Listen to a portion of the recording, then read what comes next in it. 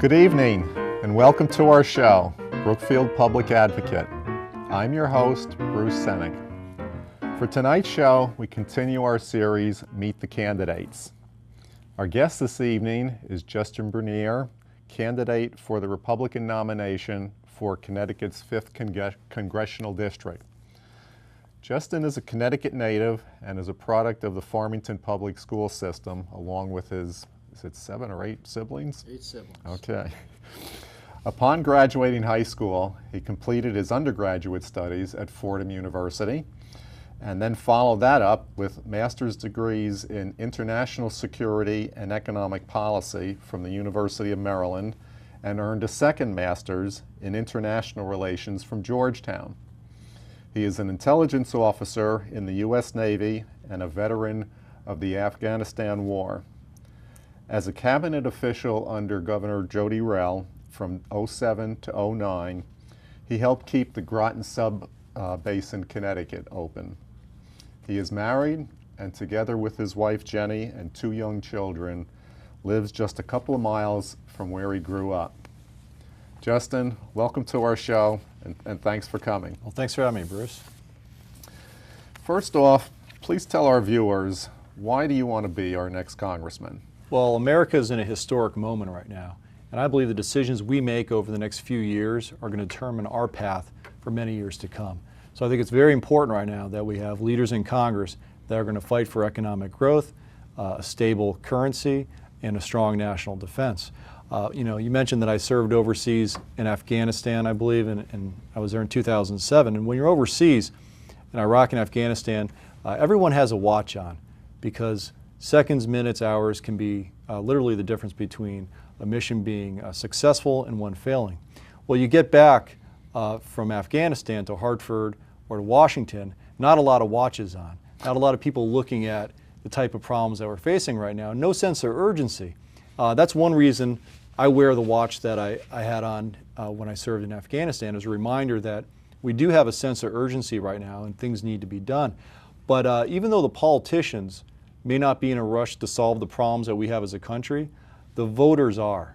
And I believe that you'll see in this election in November 2012, that sense of urgency will come through. And we'll be electing a lot of candidates who want to actually get things done, that want to really have bold departures from the last 3 years under the Obama administration. Good. Justin, have you ever run for political office before? I have. I ran for the same office 2 years ago, and I finished second in the Republican primary, so it ain't my first trip to the rodeo.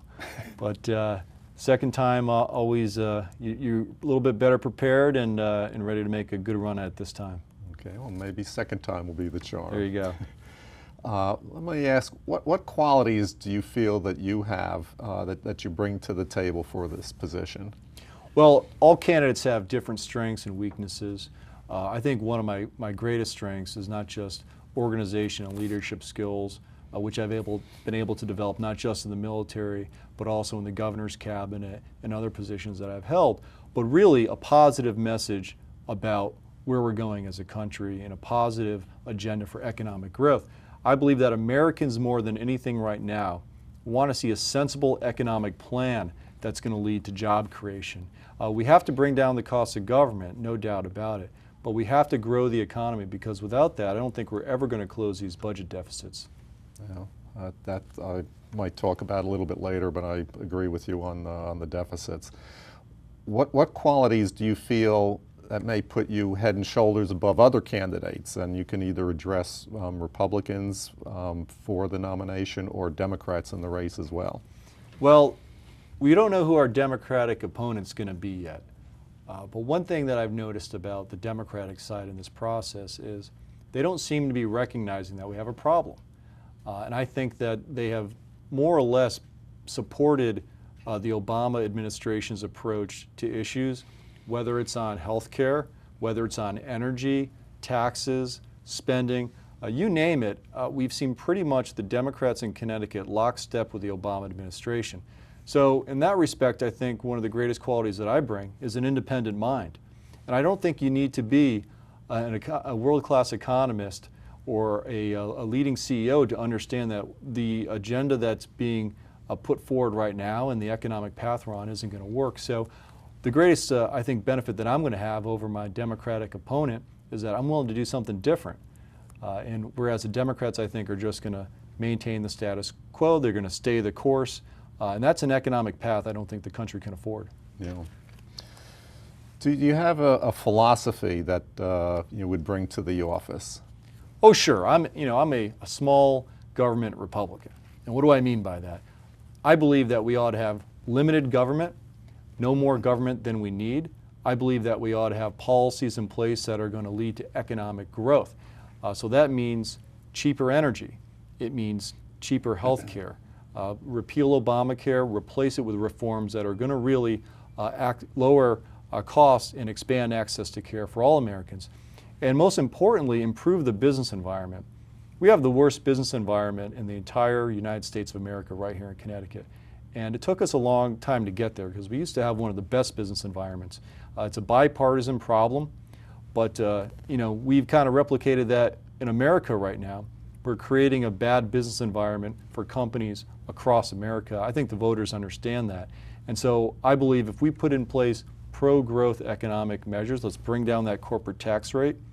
Right now we're the highest in the world. We ought to try to be the lowest. Let's bring down energy costs through an all-of-the-above energy policy. Let's do coal, let's do nuclear, let's do solar, let's do everything that's going to work and increase energy supply. And of course, I mentioned again, let's bring down the cost of health care by getting rid of Obamacare and replacing it with something better. Yeah.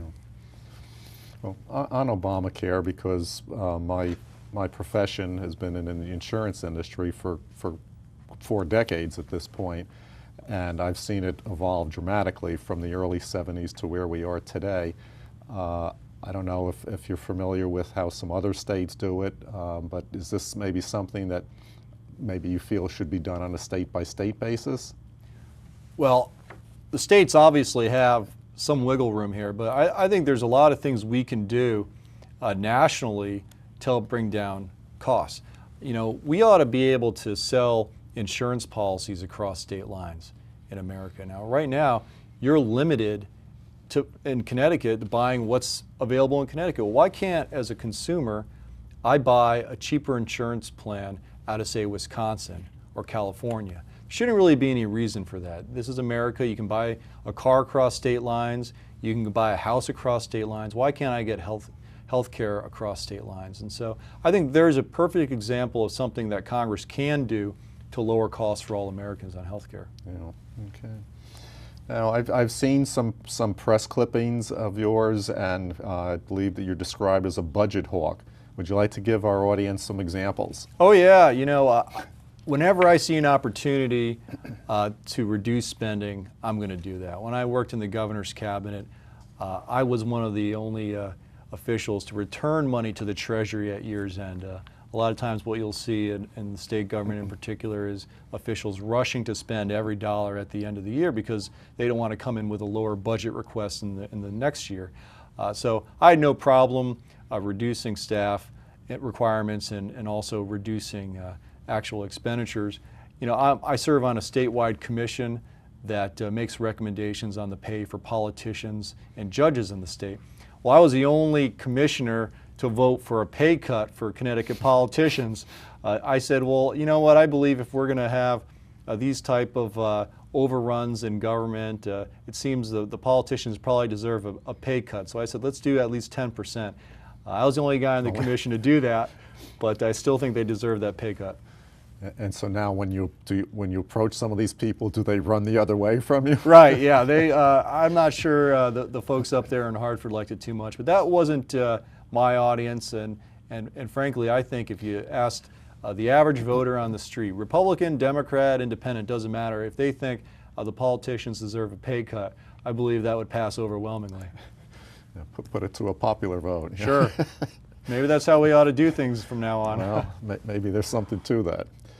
Also, with your experience and of course with your degrees from Maryland and down in the D.C. area, it seems like you've spent quite some time in Washington. What did you do down there, and what have you learned? Well, a good part of my time I actually worked in the U.S. Congress, and I learned that Congress is broken. and that we need people there with different types of backgrounds and different types of experiences, and people that are willing to do things differently. We've gotten in a real rut in Congress with our members that are down there on how they go about business and what they think the priorities ought to be. Just in terms of reforming Congress, no doubt about it that we ought to take off those pensions that the congressmen get. I mean, right now they get a pension after 6 years. I think most Americans would be shocked to know that. 6 years. After only 6 years of work to get such a large pension.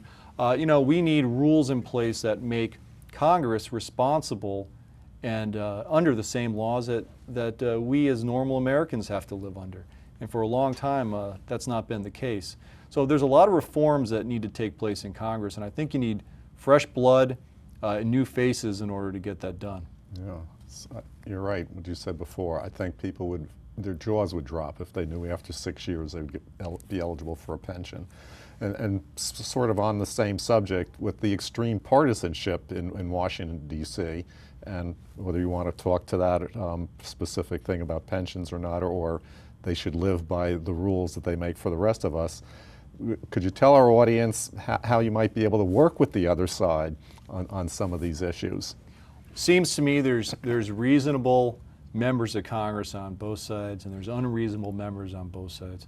I think the important thing is that the principles that Republicans, that I'm running on, and in fact that I think most Republicans are running on today, those are the principles that I believe a majority of Americans believe in.